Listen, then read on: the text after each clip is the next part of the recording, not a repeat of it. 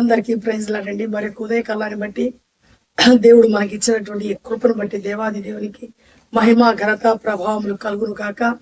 మనము అనుదినము దేవునితో నడుస్తున్నాము కాబట్టి దేవునిలో మనము సంతోషంగా సమాధానంగా ఉండామని నేనైతే నమ్ముతున్నాను. ప్రతి పరిస్థితికి ఆయనే వాటికి సమాధానం అని నమ్ముతున్నాము. కాబట్టి ఇంకా నమ్మకపోతే ఆ నమ్మకాన్ని పెంచుకున్నాము. ఆ నమ్మకం వల్లే మనం ఏదైనా చేయగలం. నమ్మకపోతే కూడా నష్టమే కానివ్వండి, నమ్మితే మనకు ఎల్లప్పుడూ గొప్ప సమృద్ధి ఆదాయం కలుగుతుంది. దేవునికి మహిమ కలుగును గాక.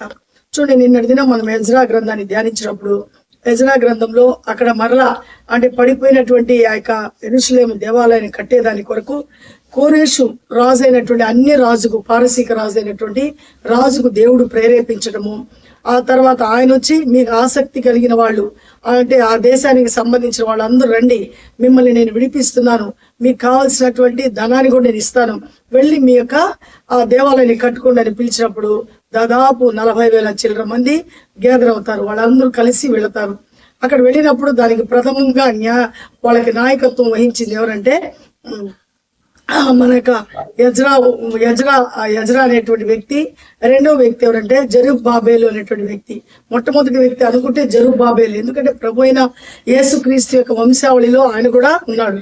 కాబట్టి యూదులలో ఆయన అంటే ఆ యొక్క సిద్కియా రాజు తర్వాత రాజు అవ్వాల్సినటువంటి పరిస్థితి ఆయన ఉంటుంది. ఆ టైంలో బబులోని యొక్క సామ్రాజ్యంలోనికి వీళ్ళందరూ చెరపట్టబడిపోతారు. అప్పటికే 3 సార్లు పోవటం 3 సార్లు రావటం జరుగుతుంది.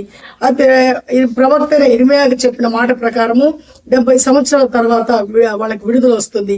ఆ విడుదలలో భాగంగా వీళ్ళకు దేవుడే ఆ యొక్క రాజుకు కనిపించి ఇదిగో నా ప్రజలను పంపించు, వాళ్ళు వెళ్ళి దేవాలయాన్ని పునరుద్ధీకరణ చేయాలన్నప్పుడు అన్ని రాజు వింటాడు. విని గౌరవించి దేవుడే ఆయనే నిజమైన దేవుడిని ఒప్పుకొని ఆ ప్రజలను పంపించటము. ఎజ్రా ఈ యొక్క జెరుబ్బాబేలు వచ్చి నాయకత్వంలో ఈ యొక్క దేవాలయాన్ని కట్టుకునే దానికి వాళ్ళు పూనుకుంటారు. ఇలాంటి సమయంలో నెహెమ్యా అనేటువంటి వ్యక్తి కూడా కీలకమైన వ్యక్తి. నెహెమ్యా అనేటువంటి వాడు ఈ యొక్క 3వ వ్యక్తిగా ఉంటాడు. అంటే వీళ్ళు వెళ్ళి కట్టినటువంటి తర్వాత మళ్ళీ 12 సంవత్సరాల తర్వాత మరలా ఆయన కూడా వస్తాడు. వచ్చిన తర్వాత ఆయన ఏం చేస్తాడంటే అంటే వీళ్ళలో ఎక్కువగా అంటే కొంతమందిలో సమైక్యత లేకుండా వాళ్ళు ఒకరినొకరు కరెక్ట్ గా మోటివేట్ కాలేకుండా ఆ పట్టణాన్ని కట్టకుండా అక్కడే ఆపేస్తారు.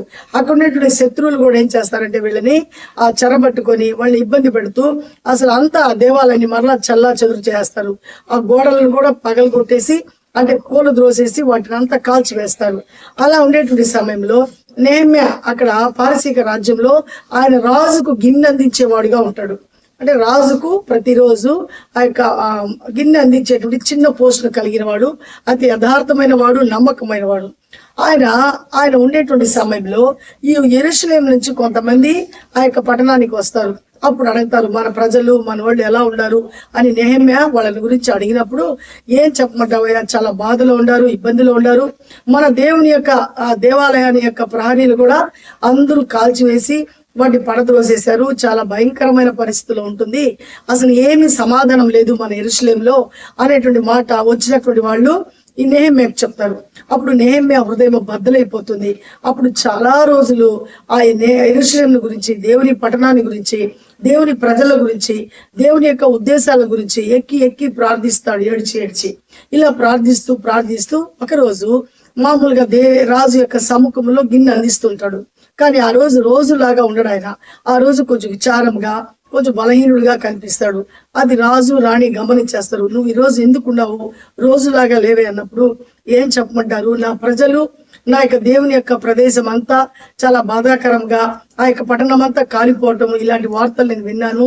అది విన్నప్పటి నుంచి నా హృదయము నాలో లేదు, నేను చాలా బాధలో ఉన్నాను. మీరు కనుక నాకు కొంచెము పర్మిషన్ ఇస్తే నేను వెళ్ళి మా యొక్క పట్టణాన్ని, మా యొక్క ప్రజలందరినీ చూసుకొని వాటి అన్నిటినీ కొంచెం పునరుద్ధీకరణ చేసి వస్తాను అని అడుగుతాడు. అంటే ప్రార్థన చేస్తాడు. ముందుగా ఇలాంటి హృదయాన్ని కలిగి ఏడ్చినప్పుడు దేవుని దగ్గర ప్రార్థన చేస్తాడు. ముందు ప్రార్థనకు జవాబును పొందుకుంటాడు. ఆ ప్రార్థన జవాబు వల్ల ఆ శక్తితో రాజు రాణి దగ్గర ధైర్యంగా మాట్లాడతాడు. వాళ్ళు వెంటనే దేవుని యొక్క కృప ఆయన మీద ఉంది కాబట్టి వాళ్ళు ఏమంటారంటే, నువ్వు వెళ్ళు, నీ పట్టణానికి వెళ్ళి ఎంతకాలం ఉంటావు అంతకాలం ఉండి నువ్వు ఏదైతే చేయాలనుకుంటున్నావో అవన్నీ చేసి వచ్చేదాని కొరకు నీకేమైనా మా హెల్ప్ కావాలంటే ఇస్తామని అన్ని రాజు అన్ని రాణి అంటారు.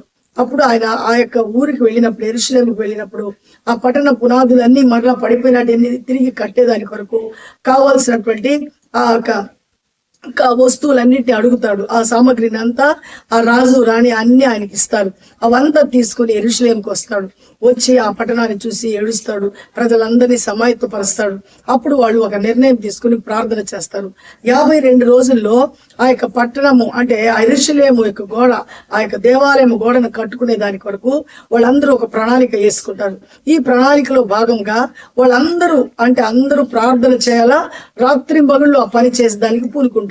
అలా వాళ్ళు పూనుకున్నప్పుడు అక్కడ ఉండేటువంటి శత్రువులు ఏం చేస్తారంటే, ఆ శత్రువులు అనేటువంటి వాళ్ళు ఆ సంబలట్టు అనేవాడు, టోబియా అనేటువంటి వాడు వీళ్ళని ఇబ్బంది పెడుతూ వీళ్ళని గేలి చేస్తూ ఉంటాడు. అయినప్పటికీ కూడా వాళ్ళ మాటలు పట్టించుకోకుండా ఈ నాయకుడు ఏం చేస్తాడంటే, ఈ నాయకుడు నెహెమ్యా వీళ్ళని ప్రజలందరినీ బలపరుస్తూ ఎక్కడ అధైర్యపడబాకండి, మన పనిని మనం కానిద్దామని రాత్రి పగుళ్ళు వాళ్ళు అంటే కొంతమంది ఈటలను పట్టుకొని ఆ దివిటీలను పట్టుకున్నప్పుడు రాత్రంతా పని జరుగుతుంది, పగులు మళ్ళా జరుగుతుంది. ఇలా ఆయన ఒక పనిని చేసేటప్పుడు సమర్థవంతంగా దేవునికి లోబడి దేవుని యొక్క ఆశయాలను తీసుకొని దేవుని యొక్క కృపకు పాత్రుడై ఆ రాజు యొక్క మనసును ఆయన మెప్పించి ఏం చేస్తున్నాడంటే పట్టణాన్ని కడుతున్నాడు. ఇదంతా తన ఇంటి కొరకు చేయట్లేదు, తన బిడ్డల కొరకు చేయటం లేదు, తన కుటుంబం కొరకు చేసుకోవట్లేదు, తన కొరకు చేసుకోవట్లేదు. ఆయన చేస్తున్నది దేవునికి లోబడుతున్నాడు. మా దేవుడు ఎలాంటి వాడు, మా దేవునికి మేము ఘనత తీసుకురావాల్సింది పోయి ఇలాంటి పరిస్థితులు వచ్చేసాయని అందరి పాపాలు తన మీద వేసుకుంటున్నాడు. అందరి కొరకు ప్రార్థిస్తున్నాడు. అయ్యా క్షమించు, అయ్యా క్షమించు, మా పితరులు చేసిన పాపాన్ని క్షమించండి, మా తండ్రి ఇంటి వారు చేసిన పాపాన్ని క్షమించండి, దయతో మమ్మల్ని మరలా మీ యొక్క హక్కును చేర్చుకోండి అనేటువంటి ప్రార్థన చేస్తున్నాడు. కాబట్టి ఆ ప్రార్థనకు జవాబుగా వీళ్ళు ఎంతో ఇబ్బంది పెడుతున్నప్పటికీ కూడా శత్రువులు 52 రోజుల్లో ఆ పట్టణం యొక్క అంటే యెరూషలేము యొక్క దేవాలయం యొక్క ఆ చుట్టూ ప్రహరీ కట్టుటకు పూనుకున్నాడు. అంటే చాలా బలమైనటువంటి గోడది, బలమైనటువంటి పునాది. కాబట్టి ఎప్పుడైతే మనము దేవునికి లోబడతామో, దేవుని యందు నమ్మిక ఉంచి నిస్వార్థమైన మనస్సు కలిగి యథార్థమైన మనసును కలిగి మనం ప్రార్థించి దేవుని పక్షాన మనం నిలబడినప్పుడు దేవుడు అన్యుల ద్వారా మనకు అన్ని కావలసినవన్నీ ఆయన సమకూరుస్తాడు, మనల్ని బలపరుస్తాడు. ఆ పనిని పూనుకున్నట్టుకు మనం నచ్చిది మనం నిలబడితే ఆ పనంతా జరిపించేది దేవుడు మాత్రమే. మా వల్ల కాదు, అది ఎన్ని రోజులు కట్టాడు సొలొమోను అయితే మేమెలా కట్టగలము అనేటువంటి మాటలు అంటే ఏ పని జరగదు. అది ఎట్లాగా పనైనా సరే దేవుని మీద నేను ఆధారపడి ఈ పని చేయాలనుకుంటున్నాను ప్రభువా అని మనం దేవుని సన్నిధానానికి ఆ యొక్క పనిని తీసుకొని వచ్చి వినయముతో విధేయముతో విరిగి నలిగిన హృదయముతో మనం ప్రార్థన చేసినప్పుడు ఆ ప్రార్థనకు దేవుడు జవాబిస్తాడు. అదే నెహెమ్యా పొందుకునేది. నెహెమ్యా ఏదేదో గొప్ప కార్యాలు చేయలేదు. తన ఇంట్లో నుంచి ఎక్కడి నుంచో ఆ యొక్క వస్తువులన్నీ సమకూర్చుకొని వచ్చి ఆ యొక్క పునాదులు కట్టేదానికి ఆయన నిలబడలేదు. కేవలం చేసింది ఆ యొక్క విరిగి నలిగిన హృదయంతో ప్రార్థన చేస్తున్నాడు, పాపాలు ఒప్పుకుంటున్నాడు.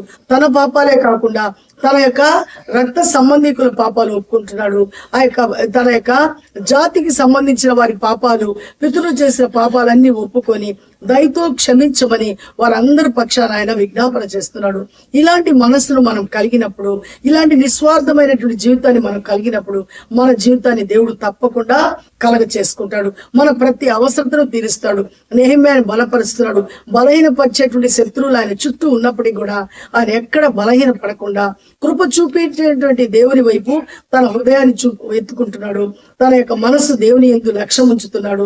దేవుని కొరకు ఎదురు చూస్తున్నాడు. కాబట్టి ఈ రోజు నువ్వు నేను కూడా ఆ దేవుని యందు లక్ష్యం ఉంచితే, మన పాపాలను మన స్వభావాన్ని దేవుని దగ్గర ఒప్పుకొని విడిచిపెడితే, మనం దేవునికి ఇష్టమైన ప్రవర్తన కలిగి ఉంటే దేవుడు ఖచ్చితంగా కలగ చేసుకుని ఎలాంటి క్లిష్ట పరిస్థితులైనా సరే ఆయన మార్చుటకు మహా సమర్థుడు. అలాంటి దేవుణ్ణి కలిగిన మనము ధన్యులము. అలాంటి దేవుని యందు నమ్మిక ఉంచి అనుదినము దేవునితో నడుద్దాము. దేవుని యొక్క కృపకు పాత్రులమవుతాము. మన వినికిల్లో ఈ ఉదయకాలం దేవుడు మనకి ఇచ్చిన మాటలను దేవుడు సమృద్ధిగా దీవించును గాక. ఆమేన్. ప్రార్థిద్దాము.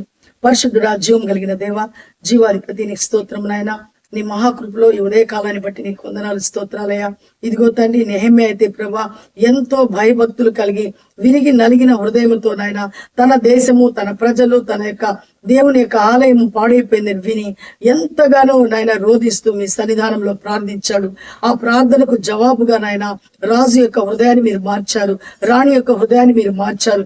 కావలసినటువంటి నాయన ఆయన ఊరికి తీసుకువెళ్ళి ఆయన చేయవలసిన పనులు, కావలసిన సామగ్రిని అంతా ప్రభా అన్ని రాజైనటువంటి రాణి దగ్గర నుంచి మీరు ఇప్పించారు. ఆ పట్టణాన్ని కట్టుటకు, మరలా పడిపోయినటువంటి గోడలు కట్టుటకు నాయన నెహెమ్యా పూనుకున్నాడు.